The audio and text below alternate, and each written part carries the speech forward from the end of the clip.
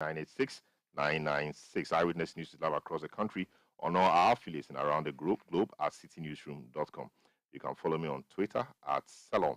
The hashtag, as always, is Citi Newsroom. And we'll go to our first story now, where we understand that there's some difficulty at the Ghana Cylinder Manufacturing Company. The managing director of that company, Frances Isiam, in a letter we have cited addressed to the presidency, resigned on the 23rd of February, which was just yesterday. But we've also seen another letter purporting to have appointed one Genevieve Saki as managing director of the company 2 days prior. What is happening in that company? We understand there's some difficulty or challenge regarding the future of the entity. Frances Isiam, immediate past MD of the company, joins us on the line to help us appreciate some of the issues that have come up. Hello, good evening, ma'am. Welcome to Eyewitness News. Can you confirm to us that indeed you have resigned?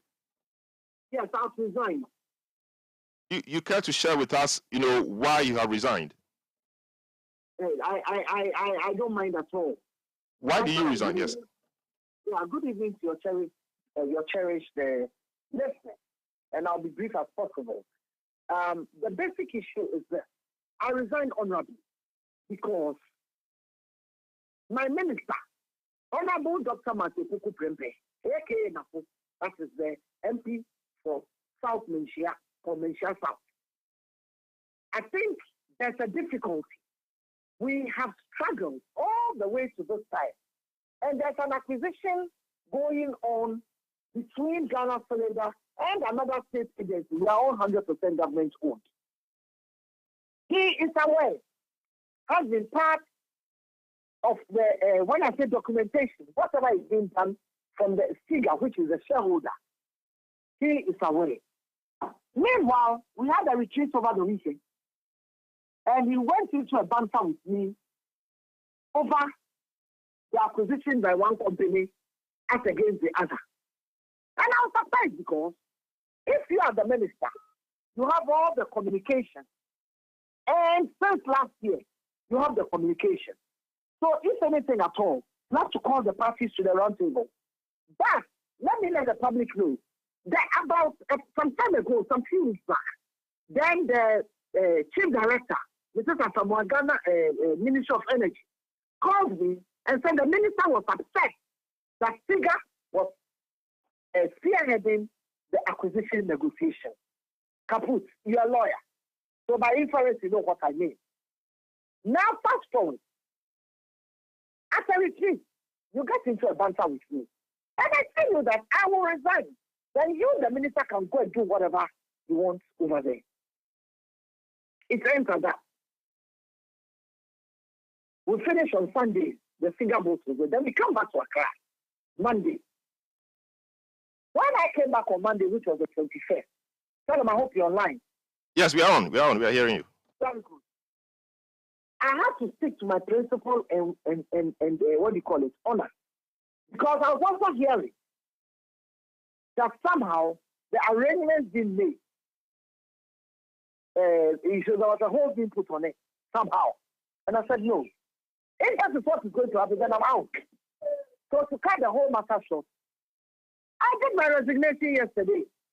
Because my sister was sick on Monday. So I did a resignation to the president. Because on 14th February 2017, when the president invited me to his office in Jubilee House, and I sat in front of him, his first words were, there's a place on the speaker's phone, I want you to go and reverse. And I said, fine. I tried to put you at get funds. Listen carefully. I tried getting you to get funds, but the Honorable Matthew Prempe, the Minister for Education, says it's incompatible with you and he can't work with you. So that stopped. And nobody was lobbying for one place or the other. Yeah, I didn't go lobbying for get funds. So that stopped it. And I never even mentioned it to the Honorable Minister, but reality will come out. Next week, more press conferences. So this minister doesn't have me in his good books. So I looked at the friend and I said, no, why would I bother myself? Under the new arrangement, I was going to be a consultant to the subsidiary. But because of people who are not forward-looking, who don't see the value of the company, they think it's something that has to be tolerated. They are not minding that. Somebody is coming to support the company to stand on its feet. We have acquired 16 acres of land, 100 by 100, 64 plots in the new renewable industrial enclave. We have stabilized the workforce, added human capital to it. So now it is fresh, it is fresh. The low fruits are there, are hanging. So it is now fresh for them to crack it. So somebody said that I will be a part of all these things. Let them have the company, do what they want to do with it, and let me have my people. I see. I see. So you said there's an acquisition, a tussle of a kind between the Ghana Cylinder Manufacturing Company Limited. Company. Yes. 100%. You know, yes. I don't have the permission to put some of these things out. Okay. So what are the companies? Can you just give us a hint of what the companies are? What kinds of business are they involved in? No, these are 100% government-owned companies in the energy sector. Another one is 78% government-owned and owned by other government entities. So one company has government shares and what other shares? One company has government shares and has other government agencies taking shares in it. So you know what? Very good. And it's listed on the stock exchange. So it's listed on the stock exchange. Is it in the downstream industry? Definitely in the downstream industry. I see. And the other company is what? The other company is 100% government owned. They were the ones who were doing the process with. And the other company, what kind of business are they engaged in? You said they are a government company in the energy sector. What kind of business in the energy sector do they do? Are they also in the downstream industry? Their business is gas, and they cut across downstream and upstream. Will it be correct to say that this company is Ghana Gas? I don't know, and I can't say for sure. Will it also be correct to say the other company with 78% government shares is GOIL? I can't say, and I don't know. Okay. Until you ask the minister. Okay. No, so Salom, to cut the whole matter short, what even broke the straw on the camel's back is that you, this minister, you are called, you don't take, you don't pick off, you don't take, you don't answer to a whole lot of. Let me put all that to the back burner. Right? Meaning you can't speak your mind. And I said, oh, then go and take the place and do what you want. And I told him in front of 70 people, more than 70 people. But speaking, you're talking about a retreat and how the issues degenerated at the retreat. There was a bumper. Yes, so I said, I will resign, then you can go and do whatever. So all of that happened before the people at the retreat. Yes, that was Saturday. But you don't think that was a bit inappropriate? Having an open banter with your minister. Highly appropriate because highly appropriate. We should give respect to each other. We have not discussed anything with your subordinate, the chief executive. Then you come and sit in the middle of all other chief executives and so on.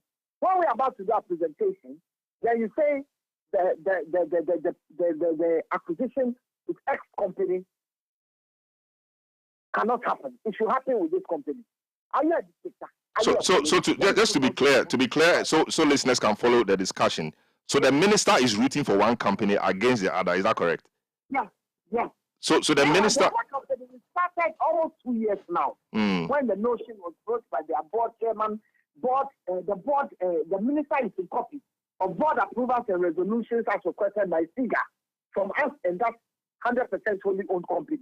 You have it all. You have all ample time to call back and ask, or ask SIGA even to convene a meeting. So which of the two companies is the minister in favor of? Is it 100% owned Ghanaian company or the 78%? 78% owned. So the minister is in favor of the 78% owned Ghanaian company. And not the 100% owned. So the 70%, the 78% then from the inference is GOIL. So it means that the minister is in favor of GOIL taking over Ghana Cylinder.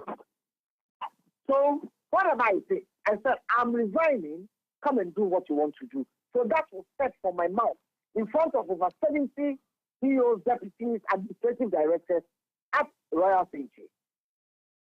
So we come back. I go over the issue, authoritative relationships. I said, well, I better resign because already I'll be a consultant to the new subsidiary if the 100% owned company takes over Ghana Cylinder. So my one leg is already out of the place. But it doesn't appear from the correspondence, the letters we have, that you actually resigned, because it appears that on the 21st, an appointment was made to replace you. Whilst you say you resigned on the 23rd. Okay. Look at the date on the letter. Mm-hmm. I write a letter on the 23rd to the appointing authority. Was on what do you call it? Asempa had already called me to interview me. Then the minister sent a letter to Asempa and sent a WhatsApp screenshot to me of the same letter. And interestingly, the letter was signed by Asante Dedetu, Executive Secretary to the President, and dated 21st January, 21st February, pardon me, 2023, which is Monday. Now, there is a stamp on it. If you don't have the stamp, I can send it to you. There's a stamp on the letter, which is 23rd February 2023. That is yesterday, except I'm using the Chinese calendar. And then there is the handwriting of the minister, mentioning it to the effect that please send to the board chairman to effect ASAP, and then he signs. And it is 23, his own hand that is 23 to 2. So, Sarah, what does that tell you? So, are we thinking of the same thing at the same time? No, it could be that he received a letter. Of course, the letter I have, the minute on it is assigning a certain role to the board chair or directing the board chair to do something. I want you to look at the date too. 23rd was yesterday. My letter was 23rd. Maybe he did this in the morning. I'm coming. I sent my resignation to my board chairman and my board this morning. You can call him. I sent it to him. Then my board chairman calls me. What is happening? I don't know what is happening. Have you had a meeting with something? He said, no, he's been in his house all day yesterday. He doesn't know anything. Apart from a new board member that was coming, a mail, which I sent him the PDF. Because the hard copy is in the office, and he stays very far away.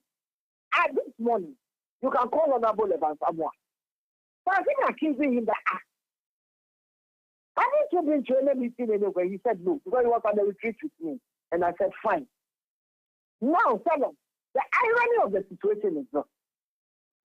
Do you get termination letters? I don't even have a termination letter. As I said, you know that. What you have is somebody being appointed. So you have a replacement letter, somebody replacing you, but you don't have a letter terminating your appointment. Please, do you have my name on that list, like being copied to?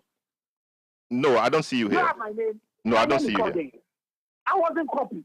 My boss chairman was copied. So if I'm the subject matter, isn't it funny and ironic? Isn't it funny and ironic? Or maybe another letter was sent to you. And so this one appointing another person in your place was subsequent to the one that would have been sent to you. The minister sent me only one letter around 1 o'clock.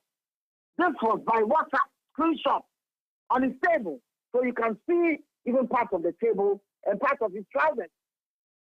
Screenshot. Is that the way to behave? But did you call him to verify or to kind of understand what was happening, or why somebody will be appointed to replace you when you have not received any termination letter? He sent these text messages that I should take my anger on those who have disappointed me.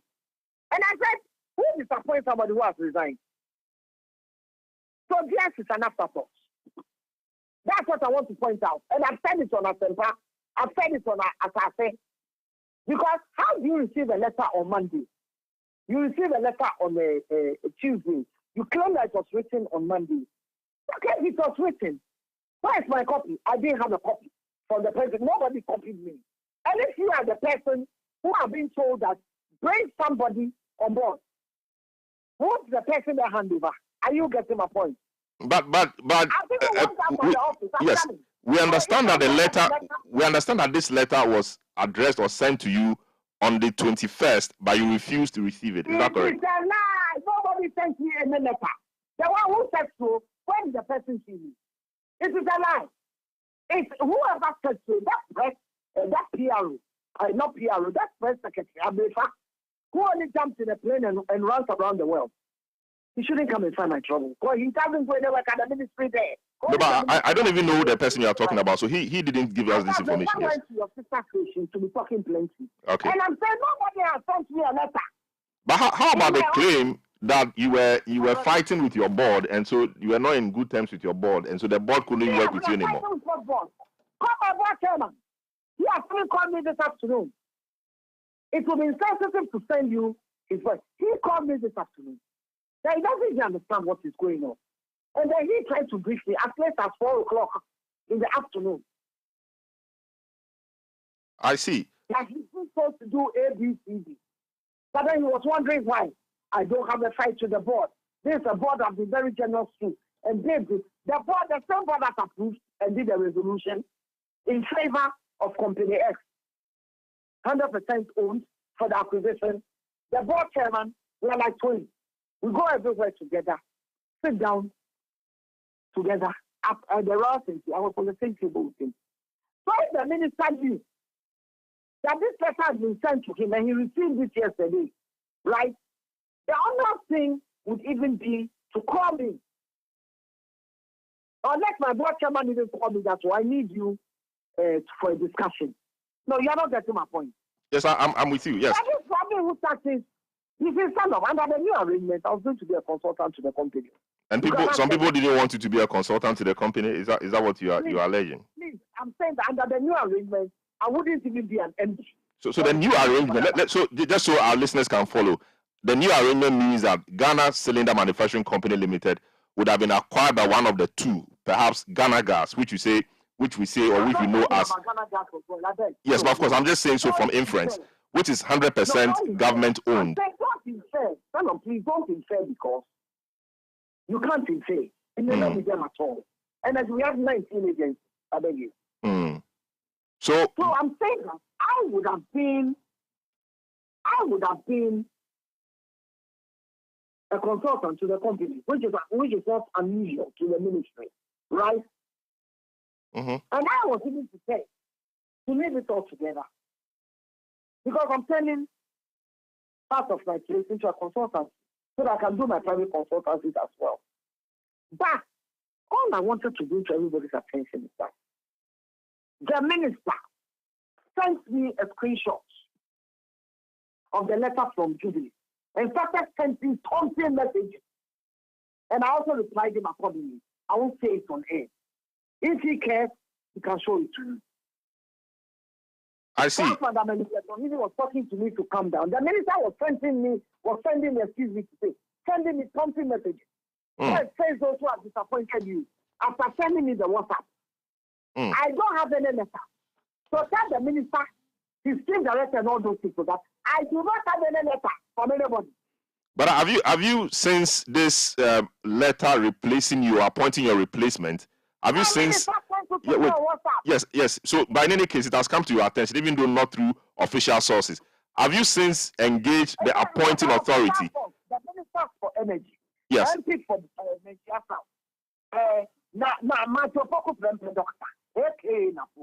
Lord of all that is available. He sent it on WhatsApp. Out of disrespect, on WhatsApp, he sent the letter from Jubilee to me. But have you since engaged with the appointing authority? You said the president called you to his office and appointed you on February 14, 2017. The president called me February 14, 2017. Yes. So, have you spoken to him in all of this? Because he appointed you, and now an appointment of a new person has been made. Whilst you were still supposed to be at post. I'm not talking of a new person. I'm not interested in that. Because me, myself, I don't have anything in there. I want out of the place, because my one leg is already out. Mm-hmm. I'm saying that the president has not called me.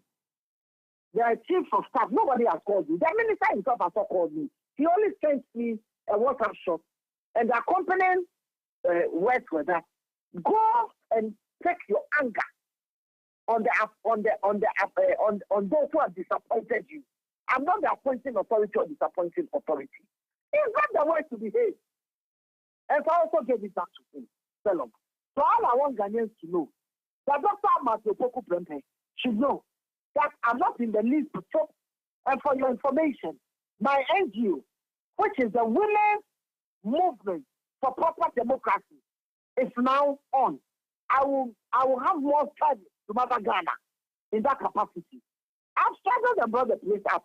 Don't they think after acquiring all those parcels of land, 16 acres, 100 by 100, having done the recirculation successfully with MPA, having branded, being the sole contractor, having done it under the auspices of Ghana Cylinder, we did it, we succeeded, now the way is open for everybody to jump in on CRM.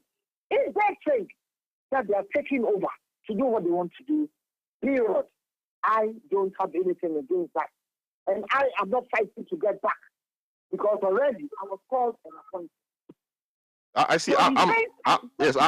I'm quite curious though. Why, the minister will be in favor of a firm that is 78% government owned against one that is 100% government owned. What are your suspicions? What do you think? Where is the minister who thinks he can bully everybody around in energy? Here is a minister who feels when he thought that nobody can work. Here is a minister who won't mind you, but there has time to cause frustrations and distractions.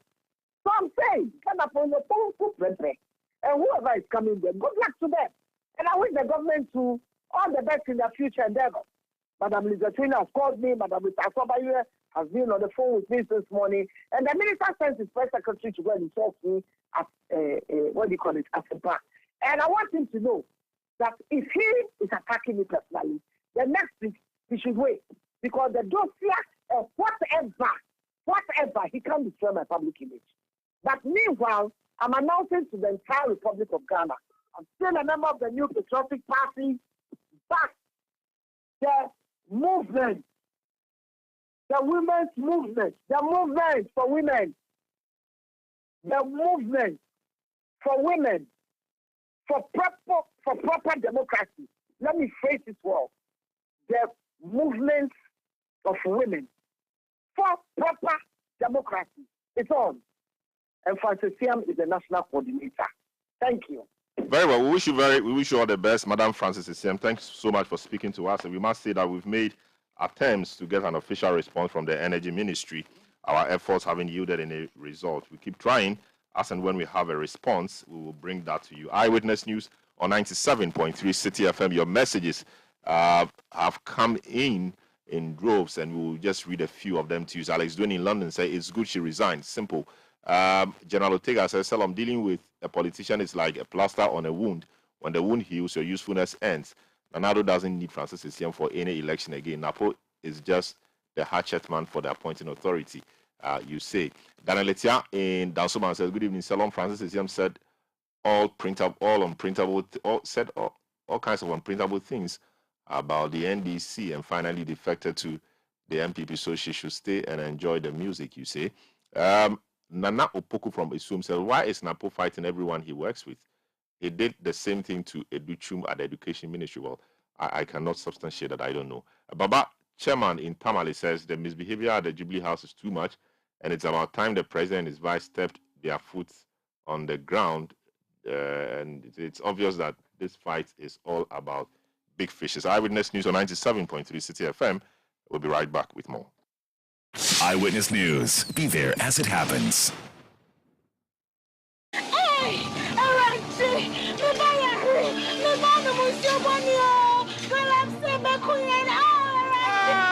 My farmland, everything is gone.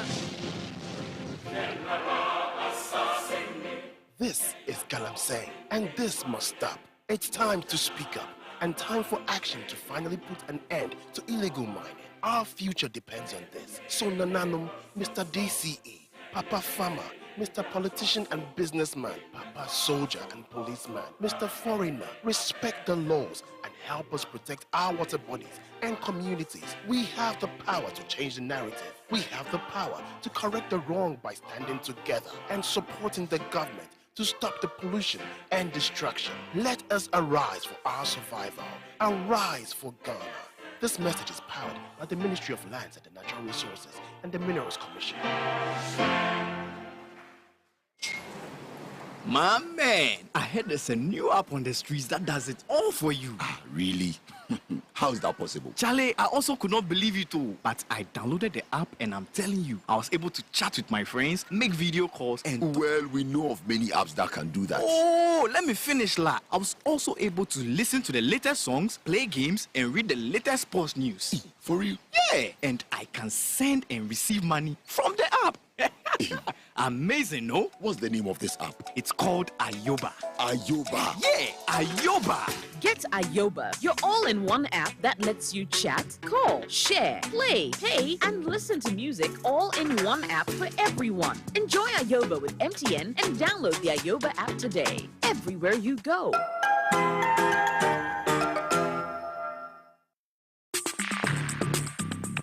Let your voice be heard on Eyewitness News on Facebook at facebook.com/Citi97.3, Twitter at twitter.com/Citi973, and Instagram at instagram.com/Citi973 with the hashtag Eyewitness News.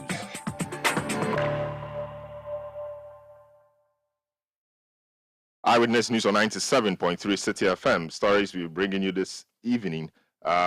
There's some turmoil happening at the Ghana Cylinder Manufacturing Company Limited, and there appears to be some tension brewing between the Energy Minister, Goyle, and Ghana Gas over who takes over that entity. And indeed, the Managing Director of the company, who we just spoke to, now former Managing Director, Frances Esiam, per a letter we are seeing, resigned on the 23rd of February.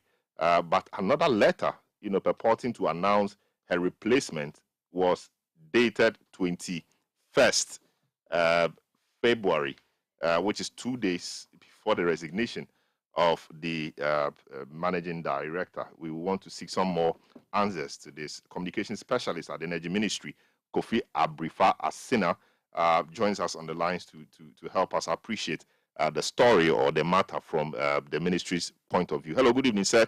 Welcome to Eyewitness News. Can you confirm to us that indeed there's been an appointment by one Madam Genevieve Saki dated 21st of February 2023?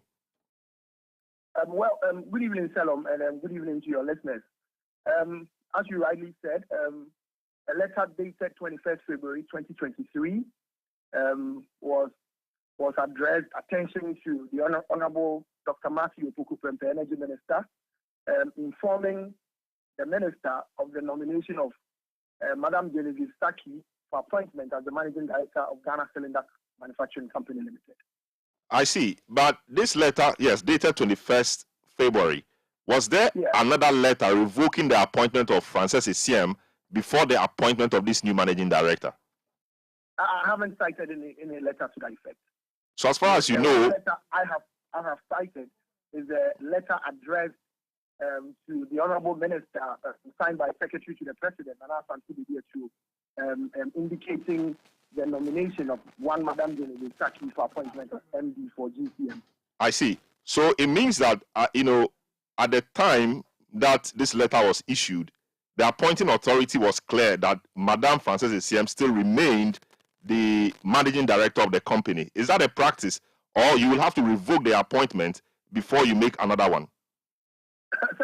This first thing you're asking me, I struggle to understand why you pose this question to me, because I am not the appointing authority, neither my boss, Dr. Matthew Opoku-Prempeh. No, I'm just trying to seek your... you have been working in the ministry and government circles. I'm just trying to make you help us appreciate how these things work. So typically, I would think that an appointment will be revoked or somebody will have to be sacked before a new person is appointed to go there, because without revoking the appointment, then it will mean there'll be two different people in one role, and that would be absurd.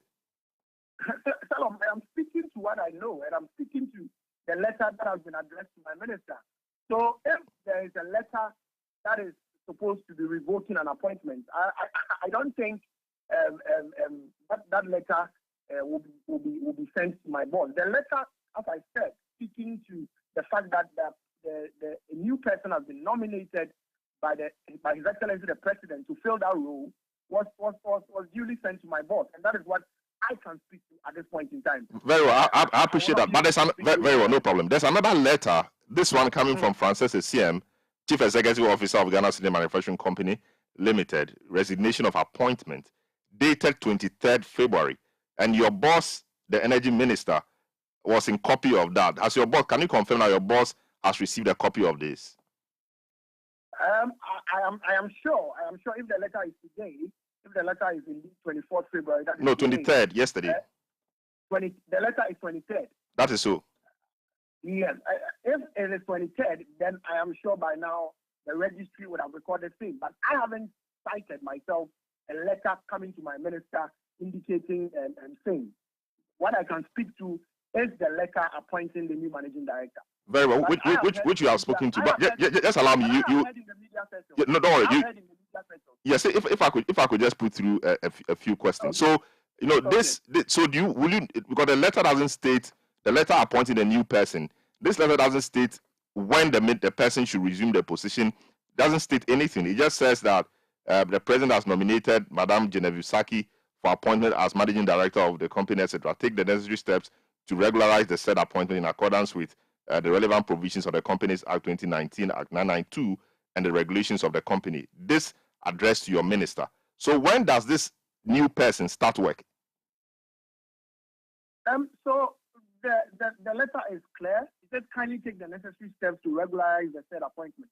So I'm sure if there are any clarifications, the one that the letter has been addressed to, Dr. Matthew Poku Prempe, will seek such clarifications. But as of now, this is the letter that I can speak to. I haven't cited any letter revoking the appointment of Madam Frances Esiam, and I haven't also seen her resignation letter. I have heard in the media circles. Very well. I have a copy here, though. So okay. I can read it out to you. I, Frances Rabna Asiam, in all humility and respect, wish to inform you of my resignation as the Chief Executive Officer of the Ghana Cylinder Manufacturing Company Limited. I thank you for having the confidence in me to appoint and reappoint me from 2017. I wish the government well in all its future endeavors. Just faithfully signed by Madam Frances Esiam, Chief Executive Officer. Can you also confirm to us, or will you know, that indeed your minister sent the letter appointing a new person to the Chief Executive of that company, Madam Frances Esiam, at the time, via a WhatsApp, via WhatsApp? Can you confirm that? So I heard that for the first time when I engaged her this afternoon on Asempa FM. In fact, she was on that radio, and on the tangent she was going, compelled me to call into the show and to set some records straight. So that was when I heard that she was saying that there was a WhatsApp conversation between herself and my boss. But really and truly, I think the fact still remains that her appointment has been revoked by His Excellency the President. But you don't have that on record. You don't know that for a fact, because you have not cited a letter that that terminates her appointment. So you don't know that. So you can't state that as a fact, as you are alleging. But if you are in a position, and in that position, a new person has been nominated to fill that role, then it presupposes that your appointment has been terminated. Not necessarily. She has other suspicions. But have you since find out from your boss? Have you since found out from your boss whether or not he sent this letter to her via WhatsApp? So you said you heard it in the afternoon. Between the afternoon and now, have you made any effort to reach your boss to find out whether this is true or not? My boss has been in meetings. I have not been able to speak to him. But the point is that, if you are in a role, okay, and after 21st February 2023, there is an official communication from the president, the appointing authority, saying that there has been the appointment of Madame Genevieve Saki to the role, and then on 24th February, we hear that you say you have resigned. Clearly, it could definitely mean that you had a wind of your possible booting out, and then you have to do this. That, for me, that is how I see it. Yeah, but what is appropriate? Must she just get wind of it, or she must be served a letter revoking her appointment? Must she just hear it? But in governance, there are processes. I mean, if there were efforts to reach her or whatever, I cannot speak to it. But as I said, what I can speak to is the fact that the letter that was addressed to the Honorable Minister indicates that there's been an appointment of a new MD for GCMC. I see. But she is of the suspicion that this letter was backdated, because she doesn't understand why a letter dated 23rd, a letter was dated 23rd to the president, and an appointment made purportedly on the 21st was received by the minister on the same 23rd she resigned, addressing or maybe directing, the board chair of the company to take certain steps. That the coincidence for her is too curious. But that is a very wild allegation. I mean, it's one of the serious allegations that the former MD of a state-owned enterprise could make, because I mean, you are alleging. I mean, essentially calling the integrity of the presidency into question. If you make allegations that a letter has been backdated, why? Why would a letter be backdated? Because the president reserves the power to appoint and disappoint, as it were. So why would he want to? Why would the presidency backdate a letter? He appointed you. Maybe the coincidences are baffling to her, because that's what she actually claimed, that the coincidences appear too curious. But the point I'm making is that the president has the power to hire and fire. So if he so desires to fire you, why? Does he need to appease you of any sort? I don't think so. So these are conjectures, these are speculations, and for me, they have no basis in truth. I see. She also said that she also made a number of allegations, including the fact that your minister is in favor of one company against the other over the takeover of the Ghana Cylinder Manufacturing Company. Is this the fact that your minister supports GOIL against Ghana Gas, which is 100% government owned? Once again, very I think that she's only reacting to the fact that she's no more in office, because why would you speak about something that you have no evidence of? Why would she say the minister? I mean, if I speak. But what is the true position? What is the fact? What is the true position on the ground between Ghana Gas and GOIL? What is the position of the minister? The true position of the matter is that, yes, there has been that expression of intent, I mean, on the part of the two companies, I mean, to come together. And what I can report to you is that... Which two companies to come together? GOIL and Ghana Cylinder, or GOIL and Ghana Gas? Ghana Cylinder and Ghana Gas. All right? Okay. And the minister is currently looking at, the various issues on the table, because the governance architecture doesn't work like, I mean, you stand up one day and then you take a decision. So the Honorable Minister is looking at all the options on the table. Letters have come in. We are still reviewing capacity and all of these things. So it is quite premature. Is there any expression of interest or intent from GOIL? I cannot speak to that, my brother. But you know that there's an expression of intent or interest from Ghana Gas? Absolutely, yes. Because there are documents backing it that I have cited. And I'm saying that the minister, who is the sector minister, who is the boss of this sector, is looking at all options on the table. And I'll tell you that Dr. Matthew Opoku Prempeh has no personal interest in anything. All he is interested in is to ensure that ultimately every decision that he makes as a minister is in the supreme interest of the Republic of Ghana. So these matters of for this, for against it, or he's against this, I think it is neither here nor there. It is clearly a conjecture. It is nothing but an attempt to want to cast a slur on the hard-won image and reputation of the minister, who has nothing to do with the sack of Madam Francis Isiama. Thank you so much, Kofi, for your time. We appreciate your intervention. Kofi Ebrifa Asina is a communication specialist at the Energy Ministry. Thanks so much for speaking to us on this matter on Eyewitness News. Your text messages have been coming through, tweets as well. This one from Lottie Jones says a new CEO was appointed on the 21st, whilst she resigns on 23rd. It's clear that there was a coup style, you say. RIP Achu says Francis Isiam versus Matthew Opoku Prempeh. You allege that Chonchop gone bad. The son of the soil. Okay. So a few more. Why is Francis Isiam crying? Didn't she know before saying all kinds of things about the NDC to join MPP? She should give us a break and enjoy her labor. Patrice in East Airport says. Eyewitness News on 97.3 Citi FM will return and then look at the issue of what Germany has been saying to Ghana about a $3 billion IMF facility we are working so hard to secure. Don't go away. Eyewitness News. Be there as it happens. Agrunaide, football from around the world. Feely on HD Plus from 17 January 2023. Score HD is available only on HD Plus channel 151. For Pepsodent, smiles are one of the most important things we have.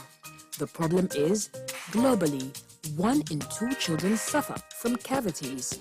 Pepsodent, with maximum cavity protection, helps to prevent the formation of cavities. Pepsodent, because every smile matters. This advertisement has been vetted and approved by the FDA. Ethiopian Airlines, the largest airline in Africa, will from March 26 operate 11 flights to and from Ghana. Fly on 4 new evening flights from Accra on Mondays, Tuesdays, Thursdays, and Fridays. Now you can travel with more convenience with Ethiopian Airlines night flights. Depart Accra in the evening and connect same morning to Ethiopian's vast African network and other popular destinations such as Dubai, Mumbai, and Delhi in India, Istanbul in Turkey, Tel Aviv in Israel, and many other European cities. Passengers traveling on the night flights on Mondays, Tuesdays, Thursdays, and Fridays will enjoy special discounts on air tickets and additional baggage allowance. Book your ticket on ethiopianairlines.com or contact your preferred travel agent. You can call 020-201-3416 to book now. Ethiopian Airlines, the new spirit of Africa and a Star Alliance member.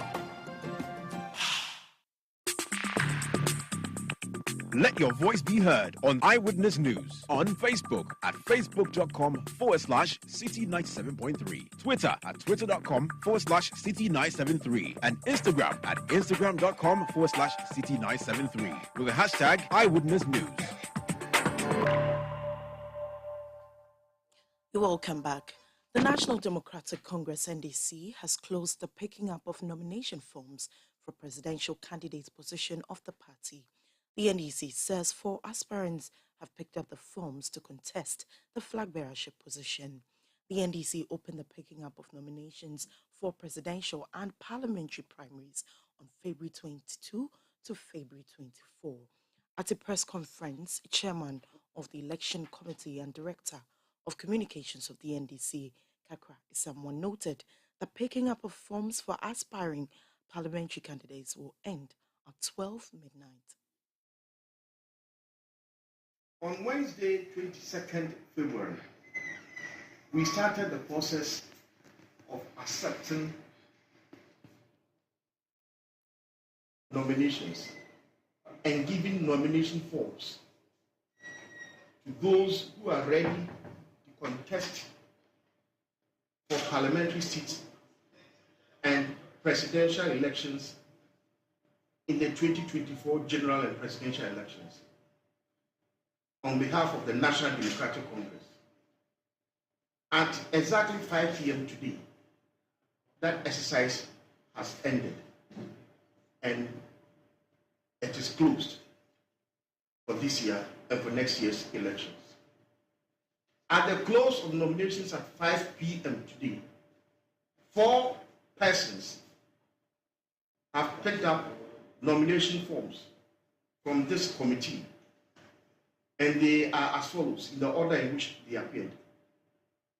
Former President John Dramani Mahama, Mr. Ernest Kweku Kobia, Honorable Kujo Bonsu,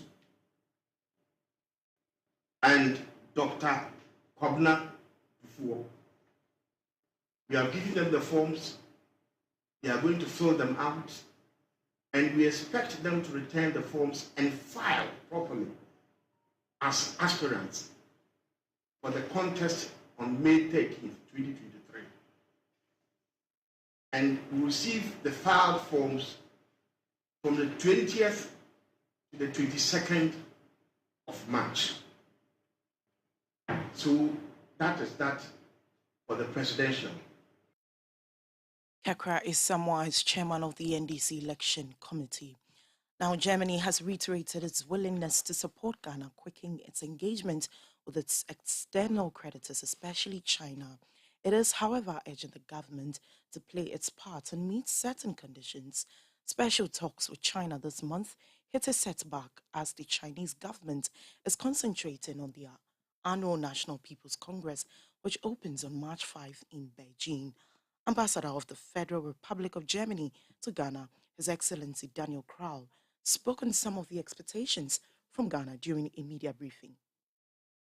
And at the beginning of the month, we had the visit of our Minister of Finance, who came here the 2nd and 3rd of February. This may show you how much Germany remains interested in Ghana, and it's also a clear sign of being prepared to support Ghana, not only in good times, but even in bad times, in times of crisis like this one. Our Minister of Finance at the same time made it clear that we are prepared to support, we are prepared to live up to our responsibility as one of the major bilateral creditors to Ghana. But we are only ready to implement our solidarity if certain criteria are met. Number one, it has to be done in an international coordinated fashion. And therefore, we have the G20 common framework, it's called. The G20 have agreed how to deal with these kind of crises, and we feel it is important that this framework is respected. We are aware that this framework might not be perfect, but it's the only one we have, and we don't have anything better. The second condition is we only are ready to take our part when others are also ready to do that. So all major creditors must be ready to help Ghana. All right, so you had there the German finance minister and German ambassador to Ghana, Daniel Krall, and essentially he's been saying that they are ready to do their part, but others must also live up to doing their part, and that they only do it if others also do their part. He said the big elephant in the room is China, and China indeed is the largest creditor to Ghana, and so far it appears to him that China is not supportive of setting up a creditors committee where creditors will sit and agree on an aid package for Ghana. We've been joined on the line by Professor Godfred Bokpin of the University of Ghana. He understands these matters to help us appreciate the matters properly. He's an economist with the University of Ghana. Hello, good evening, sir. Welcome to Eyewitness News. These are interesting times, really. You know, how big really is Ghana's indebtedness to China for the German ambassador, for example, to say that if China isn't ready to come to the table, then they cannot also do much? Good evening, and good evening to our cherished listeners. Well, and thank you for having me on your show. I appreciate it. China is a big player. In the last 20 years, or a little more than that, the Paris Club creditors, essentially talking about Germany, France, Japan, US, UK, and the rest of them, actually, their developmental assistance to Ghana and Africa, for that matter, has been dwindling, been going down. At a time when Africa needed the Paris Club creditors the most, they were organizing sending off parties for themselves. Then China stepped up to the plate and took up the challenge. So if you look at the developmental footprint of China on the continent, and Ghana for that matter, relative to the Paris Club creditors, including Germany, you will see that China is a big player on the continent. And therefore, their cooperation or its involvement is key. But then, if you look at Ghana's indebtedness to China, the external debt from the currency composition dimension, it's not so big. It's not so big so as to say that if we fail to receive debt forgiveness from China, that is the end for Ghana. No. Okay, valued slightly above around 4% of our total external debt,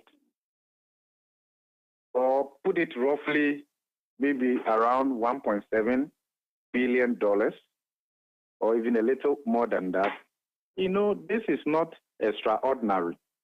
But then, if you look at that amount relative to the Paris Club creditors made up of these powerful countries, Germany, Japan, UK, France, US, and the rest of them, you can see that China is a big player as a single country, and their level of exposure to Ghana. Now, and that is why we need a proper strategy in getting China to cooperate. And I think that, hello? Yes, go ahead. I think that the current discussion and approach put China in a certain bad light, which I think is not good totally, which may also be fueled by the global geopolitics as elevated by the Russia's invasion of Ukraine and China's posture, and then also Ghana's posture with respect to the Russia-Ukraine conflict, because Ghana is leaning more towards the West and all of that. So that already will send some signal. And all of, so we have to find a better way of cooperating along this line than probably maybe blaming everything on China. China needs to be treated with respect. Of course, their developmental footprint on the continent is also driven by self-interest. And that will not be strange. Look, if you look at the data, any country that has developed largely from the global north, at one point in time or the other, used Africa as a footprint in terms of access to cheap raw materials. Cheap raw materials, cheap labor in the form of slave trade, access to cheap raw materials, cheap gold, diamond, oil, and all of that. So if you look at the partition of Africa, the scramble for Africa, it was not for really our own human development, but it was more for their interest. Okay? So the literature is clear. China would have also seen that in order to fast-track their developmental outcome, they cannot do so without Africa. And that is why they are also here. Unfortunately, in all of these things, Africa doesn't seem to have a clear strategy for engaging these development partners.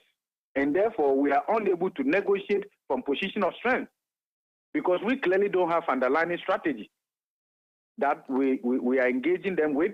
But should it be a negotiation on block, or everybody, deals with the creditors, according to their problems? Should it be on block, or everybody should just approach their creditors based on their peculiar challenges? That could have been one approach, right? But as we speak right now, and as the German ambassador said, there is a framework. Of course, it has so many issues. We've seen the G20 framework.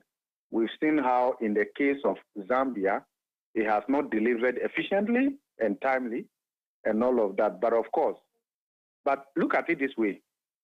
It may be easier for China, it may be easier for Japan, Germany, US, UK, to come under that framework and say that, look, let's forgive, because they have little to forgive.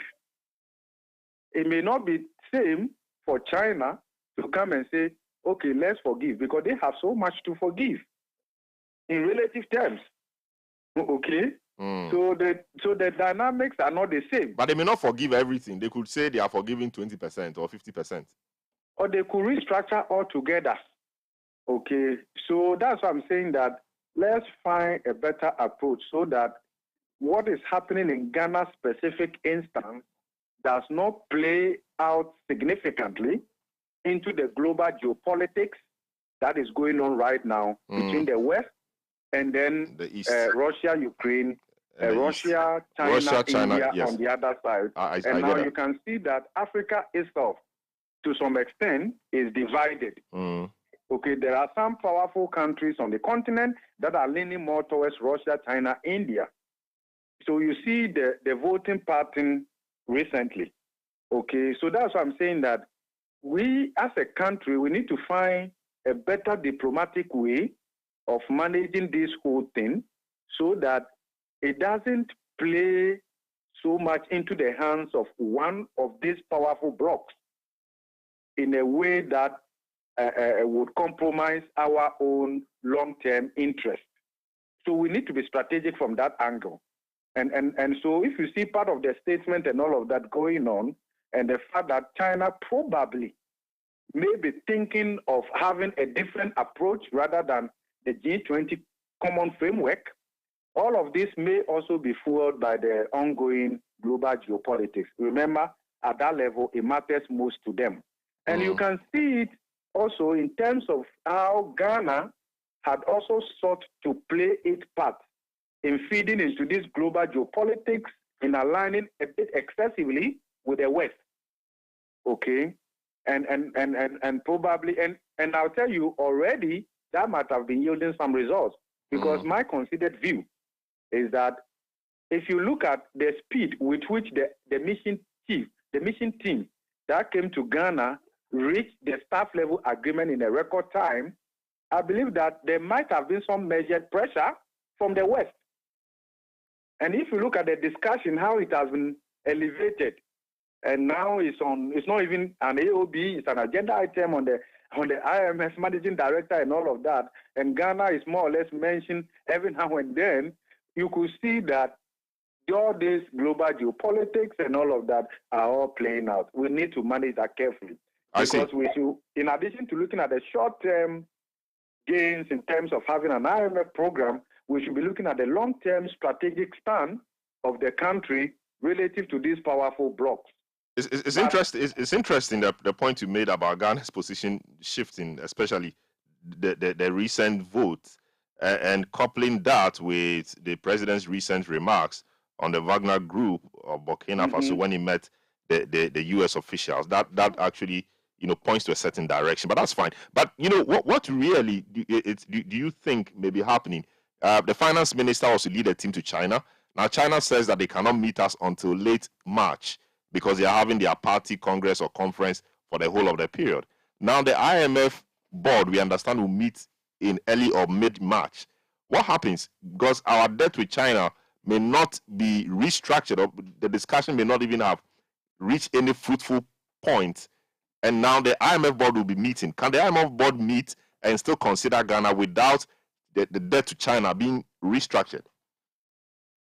In fact, that is where the global geopolitics becomes critical now, right? And I think that the IMF, the key shareholders, essentially US and the rest of them, must use their influence positively so that it doesn't create a certain bad impression on China, which can affect our relationship with China and beyond the IMF program. And I think we should be looking at it from that perspective. The reason China's cooperation, and I think that we should not isolate them. And the reason I'm saying so is that if you look at the existing debt composition, how much we owe China, it's not an outlier. It's not so big, but we need something more from China and our bilateral creditors beyond how much we owe them now. And I will explain it in this form. The 2023 budget has a huge budget deficit in excess of 30 billion cedis. Now, in terms of financing that one alone, and now you understand why the German ambassador is also talking about the size of government, right? Mm-hmm. Well, expenditure cut. I'll tell you why that is important. Now, if you look at the budget alone, it has a huge deficit.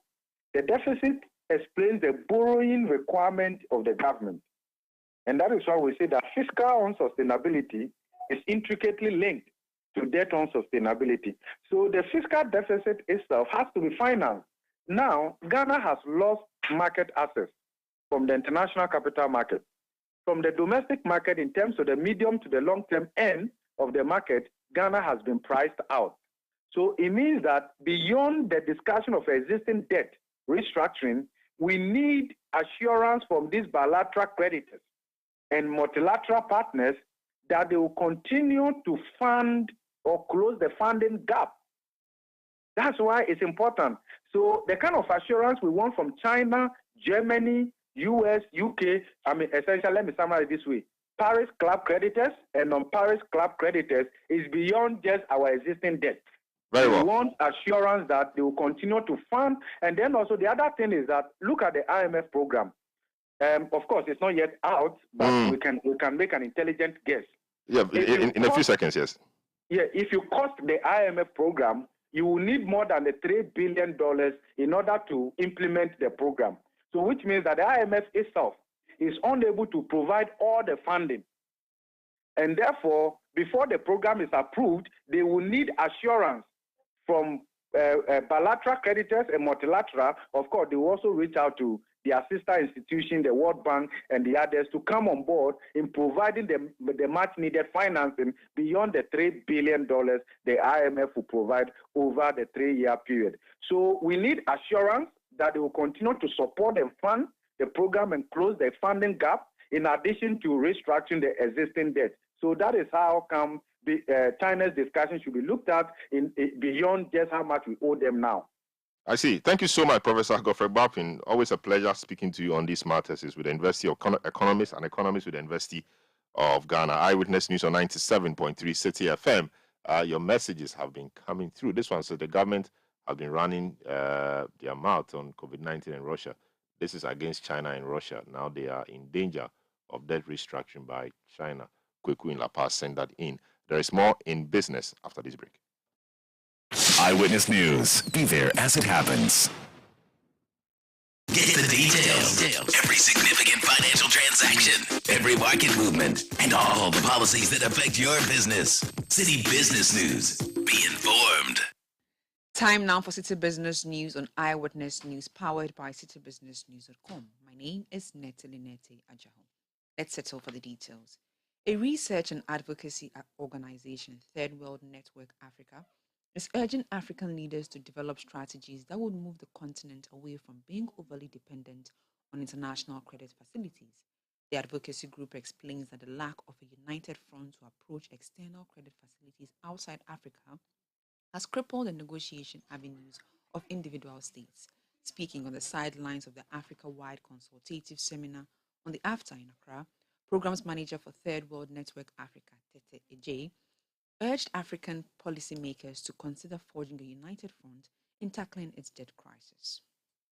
There is a fact also that when you look at the international debt structure, there's some of the things African countries have been asking for, or developing countries have been asking for a long time. That the international debt management structure is such a way that it doesn't favor the debtor, right? So for official creditors, you have the Paris Club. For commercial creditors, they have their own organizations, right? But African countries normally have to face their debtors one by one. So Ghana goes to face its debtors. Burkina Faso goes to face debtors. Whereas the creditors themselves are bound together. It's about time that maybe the debtors themselves begin to find out how they can get together and confront their... And finally, there's something that both the World Bank, UNCTAD, and many organizations have been asking for, that you need a proper sovereign debt restructuring mechanism.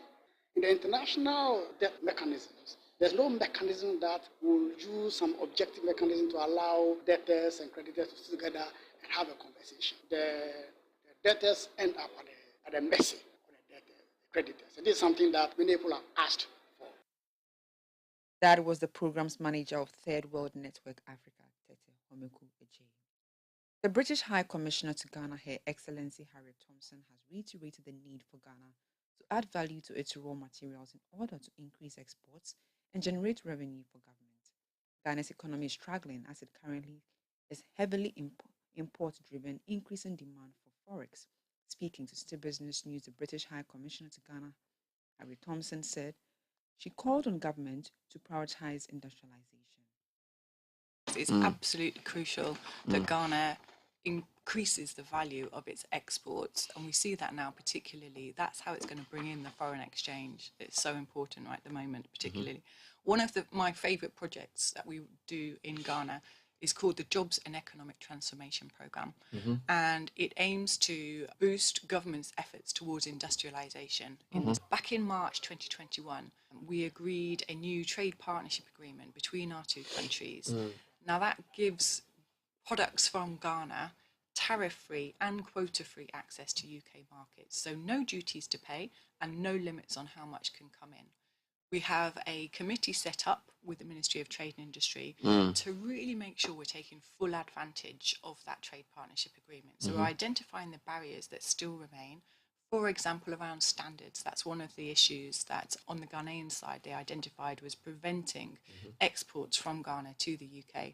So we now have in place a standards partnership with the UK Standards Agency, working with Ghana's Standards Agency to work through those issues and help Ghanaian producers to meet the standards that are required to export to the UK. That was Her Excellency Harriet Thompson, the British High Commissioner to Ghana.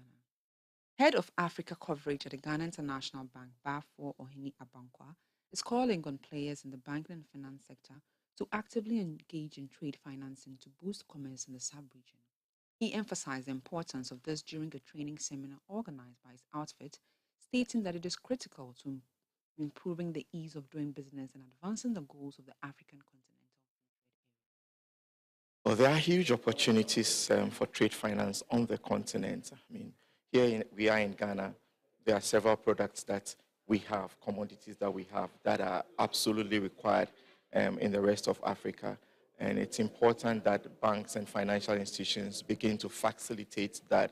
There are several ways in which we can do that. We can provide the financing that's needed for factories to expand to be able to meet the demand that will be created from the African market. We can do that by making it easier for businessmen across the continent to make and receive payments, which is one of the things that Africa seeks to promote. So yes, banks have a very big role to play. It's if you talk to the businessmen, you would find out that sometimes they struggle just across borders to move money. And so this concerted effort to make sure we work together to promote trade in Africa should really help, because for one thing, businesses should be able to move money easier. And if the money can move more easily, then the goods hopefully can flow more easily as well. Bafo Ohini Abankwa is the head of the Africa coverage at the Ghana International Bank. Meanwhile, CEO of the Ghana Association of Banks, John Iwa, says despite the challenges with financing, banks are striving to promote trade financing in the country. Finance is not readily available in many places, and it also talks to the culture and environment that we have as a country.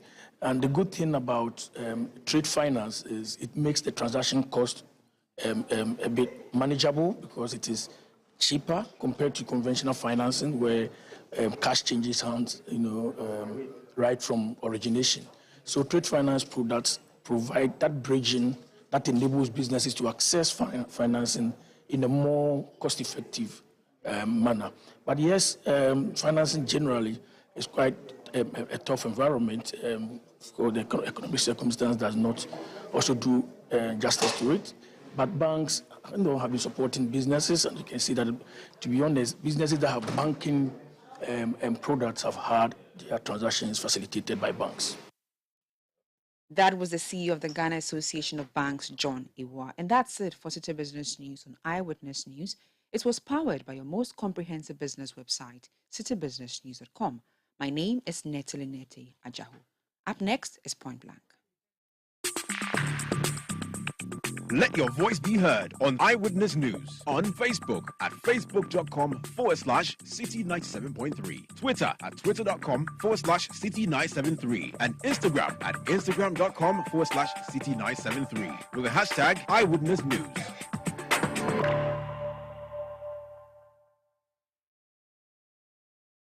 You know, Papa, see that? And it's rickety car. Hey, Papa! Papa!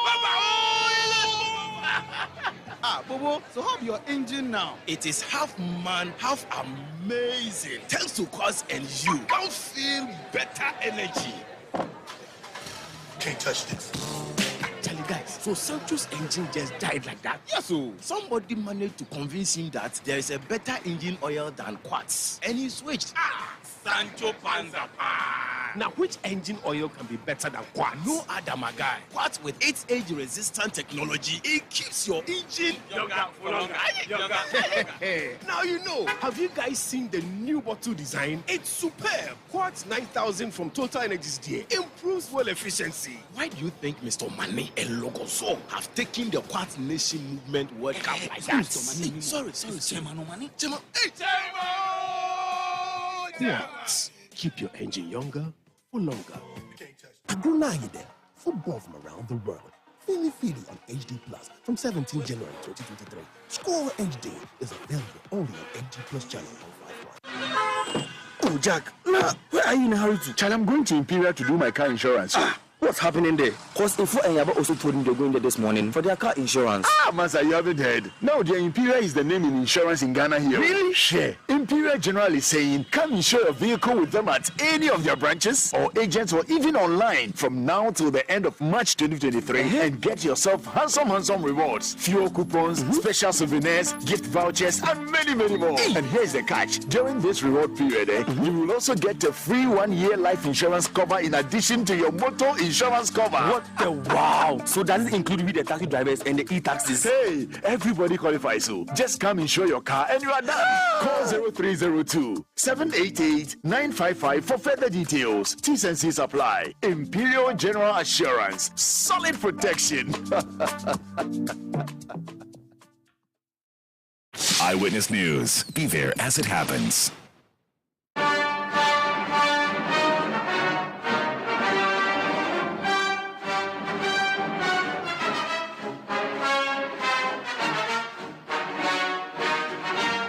You're welcome back to Point Blank on Eyewitness News. Tonight on Point Blank, the Speaker of Parliament, the Right Honorable Alban Bawin, is unhappy about the recent acrimony and tension in the House of Parliament. Mr. Bawin says hot exchanges and misunderstanding in the House are unhealthy for democracy. His comments come on the back of near exchanges in the House yesterday, following the attempts to lay a new CI that seeks to make the Ghana card the only source document to get onto the voters' register. Tonight on Point Blank, we bring you excerpts of the Speaker's admonishment. Let me plead with members. The House is having too much sound and fury. Are you hearing me? There's too much sound and fury on the floor of the House. I want to urge leadership to take up this matter. Leadership yourself must show the way. And I'm sure your members will follow your good examples. The House is a house for brain, not for brow. The brow belongs to another arena, not on the floor of the other's house.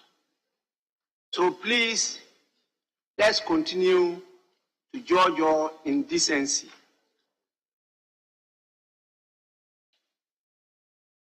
There are some exceptions, but it should not be the rule that every day the heat is being generated that are from Parliament, not from mob action outside Parliament. I don't think that is right.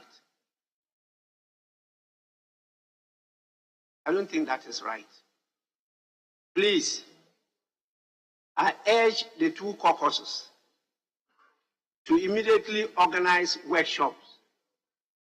The budget is there to fund the workshops for you to go through the rules together, particularly the etiquettes of the House. I'm getting a lot of concerns being expressed by Ghanaians. If I don't convey this to you, I'll be failing in my job as the Speaker. Honorable member, I don't want to mention your name. This House is so fragile, and we must all be very, very careful in how we conduct business in the House. And so when this morning we were talking about the fact that the media got it wrong, the media got it wrong was during the adoption of the reports. It was not during the sitting of the Committee of the Whole. During the adoption of the report, a number of you also got it wrong. During the debate. So how do you blame the media for getting it wrong? Apart from that, we need to work on the audio. You know how we struggle to hear each other. It's worse in the press gallery. And I want to urge the clerk to expedite action on this matter. We worked on it. Contracts were awarded long ago. There's so much delay in upgrading the system. And it's affecting the conduct of business. I sit here, I struggle to hear what you people say, particularly the leaders. Most of you at the backbench are rather lucky to have better microphones. I can tell you, I hear you better than your leaders. I think that we need to work on this seriously.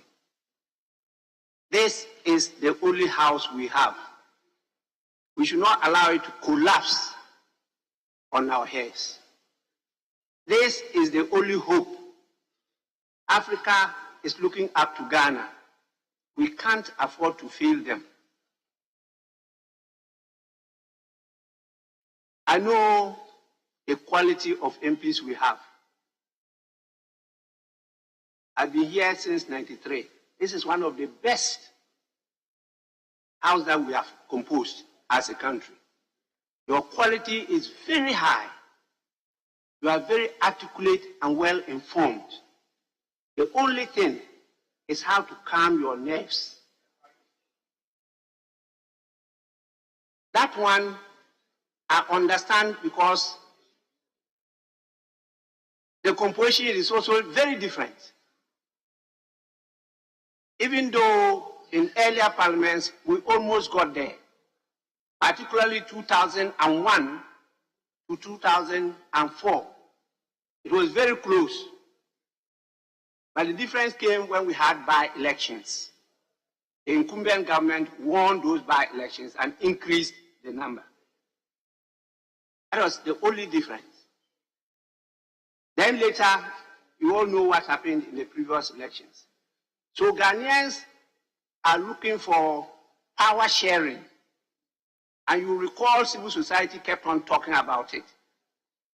There have been some resistance because we are used to majoritarian system. But these elections have shown all of us that Ghanaians prefer power sharing. That's why the numbers are so close. So please, it's a plea to you, and particularly to leaders, lead the way and let us go on. I thank you for your patience and for your attention. With this, I proceed to adjourn the House. I think Majority Leader, you want to say something? Speaker, just little announcements.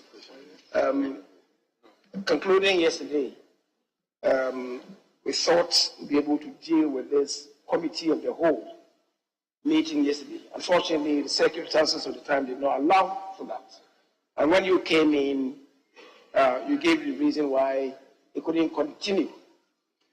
In the night, I got information that the ECA officials had established contact with the chairperson who had agreed to come down today for us to have the committee of the whole meeting. Then getting in touch with the leader for the minority, it came to the fore that because members have to pick their forms, it will not be possible for us to do that. It will not be wise for us to do that. For which reason, the chairperson then has delayed her coming, and is coming Monday in order for us to have the committee of the whole meeting on Tuesday, rather. So just to inform members that because that was not known, it didn't feature in the business statement. So Tuesday, we will continue with the committee of the whole meeting. The Speaker, thank you. Yes, please. Mr. Speaker, let me thank you for your wise counsel and say that we on this side are committed to ensuring that the work of this House is done and the people's business is done. And Mr. Speaker, we ask for two things. We ask for us to work together in trust and respect. And we believe that if we can find that and make sure we can trust each other and respect each other, all the things you said, we are committed to ensuring that. Having said that, Mr. Speaker, I think that we are in agreement that the committee of the whole can be done on Tuesday. Thank you very much. I'm happy to hear that. Well, yesterday I was very clear that it should be held early next week. So Tuesday is early next week for us to have a meeting, a committee of the whole meeting. But before that, leadership, we will have to once again meet and then resolve the outstanding issues. We don't want to come and repeat what happened yesterday. I just also have to clarify something. The SONA, the date of the SONA. Initially, the business committee announced 28th February. After that, I in particular saw that the 28th February was not a suitable day. And so I personally got in touch through the majority leader with His Excellency the President. And after extensive discussion, it was shifted to the 8th of March. I was not available to give you this explanation early this morning. It's for good reason that His Excellency finally agreed to the 8th. It was a safe, as you know, is a very important day for all of us, and there will be an important national event at home. His Excellency is expected. He must be there to perform his duty. Then on the 7th, definitely for good reason, it cannot be held on the 7th. So we both had to agree to sacrifice some other assignments to do the SONA on the 8th. And so that was what I did for and on your behalf. I should have been available to brief you. So it's my fault. It's not from His Excellency alone. So take it that we have finally agreed to have SONA on the 8th of March, 2023. Prepare, and the usual debate will take place. I will try to be on the chair to make sure that Ghanaians listen and understand the issues you are articulating on the floor. With this, I proceed to adjourn the House. The attention is drawn to the fact that you are not yet in my hands. I'm rather in your hands. So I will await your action. Mr. Speaker, before I move the motion, I have instructions from my boss to acknowledge with satisfaction your words of counsel this morning. That we appreciate everything that you've said. Suffice to state that on our side, if we see signs of mistrust, it won't be an excuse to go physical. Because, Mr. Speaker, if there are signs of mistrust in any democracy, or signs of supposed mistrust, and anything, it shouldn't be an excuse to use your strength to attack another person. That will undermine democracy. So I would want to encourage the minority that no matter what, Mr. Speaker, quote him, brain power, non-drown power. Brain power, Mr. Speaker says. Mr. Speaker,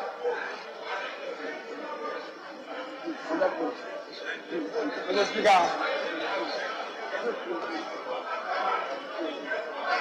Mr. Speaker, they are incorrigible.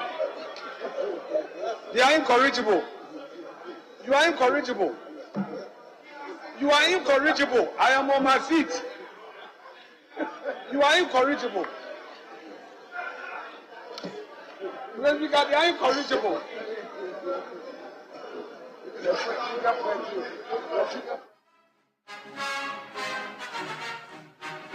Well, you heard the Deputy Leader of the House, Alexander Venue-Markin, saying the minority members are incorrigible. Essentially, we heard the Speaker admonishing members of Parliament that hot exchanges and misunderstandings in the House are unhealthy for democracy. That's how we conclude today's edition of the show. We've been live from our studios here at number 11, Dr. Martin Loop in Adabraka and Accra. Earlier, you heard Akosi Autry. Show has been produced by Sami Wiafe and Bubbling London. Production assistance has been given by Daniel Squashi. My name is Salom Adonu. Up next is Sports Panorama. The boys are ready. Make a date with me tomorrow at 9 a.m. for The Big Issue, where we consider all the big stories that made the news in the week.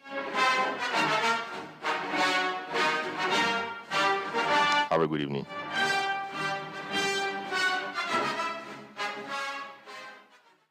City News. We